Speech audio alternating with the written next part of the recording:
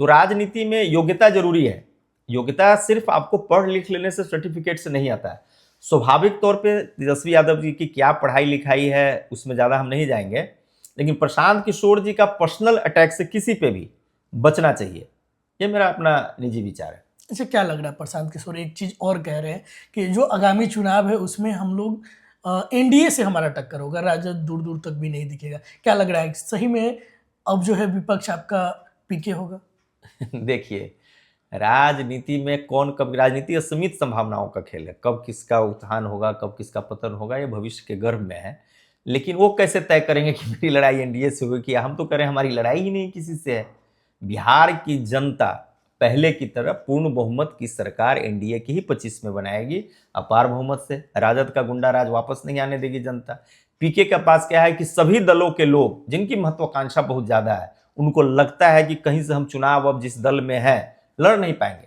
कार्यकर्ता तो सभी दल में असीमित कार्यकर्ता है, हजारों लाखों कार्यकर्ता है, चुनाव तो लिमिटेड लोगों को लड़ना है। तो बहुत सारे लोग संगठन में भी दायित्व लेना, अपने आप में संगठन में दायित्व लेना भी गर्व की बात है कि आप यहां भी अपनी सफलता को ऊपर लेके जा सकते हैं।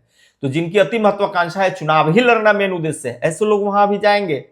फिर जब चुनाव का समय आएगा आप देखिएगा कैसे वो आपस में भिड़ते हैं वो लोग, वो जो बातें करते हैं लंबी लंबी, वो सब कुछ नहीं होता है। ये बिहार है भैया, बिहार में चुनाव और राजनीति अलग हिसाब से चलता है। ये दिल्ली और मेट्रो सिटीज नहीं है, और मैनेजरियल स्किल से राजनीति नहीं होती है।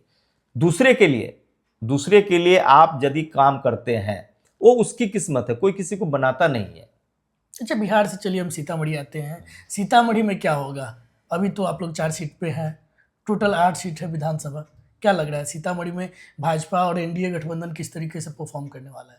देखिए, स्वाभाविक तौर पे पिछली बार हम 2 सीट बहुत कम मार्जिन से लूज कर गए, एक बाजपट्टी का और एक बेलसंड का।